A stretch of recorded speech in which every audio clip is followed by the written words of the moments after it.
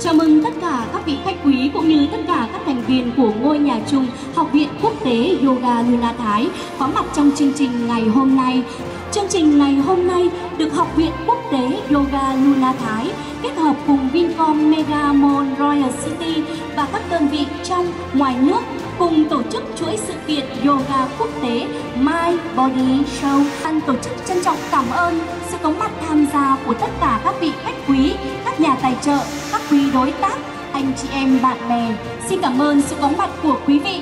Chúng ta sẽ cùng nhau hòa quyện vào một không gian tuyệt vời và ấm cúng trong sự kiện này.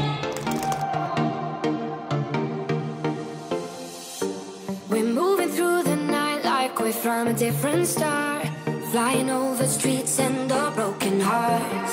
But they can't even touch us, we found a different beat. Paradise is waiting and we bought the lead. Hôm nay là ngày 20 tháng 10 và chúng ta cùng nhau về đây để có thể cùng nhau lan tỏa những giá trị tốt đẹp của yoga.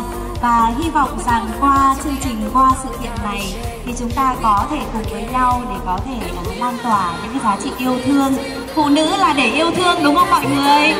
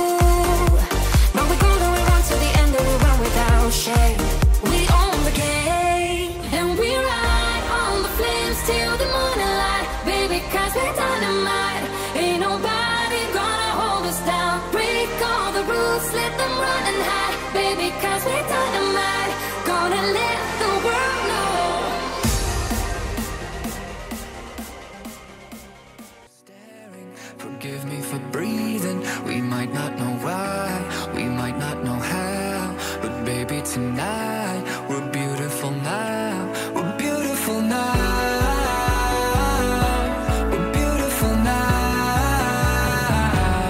We might not know why, we might not know how, but baby tonight we're beautiful now. We'll light up the sky, we'll open the clouds, 'cause baby tonight we're beautiful now. We're beautiful.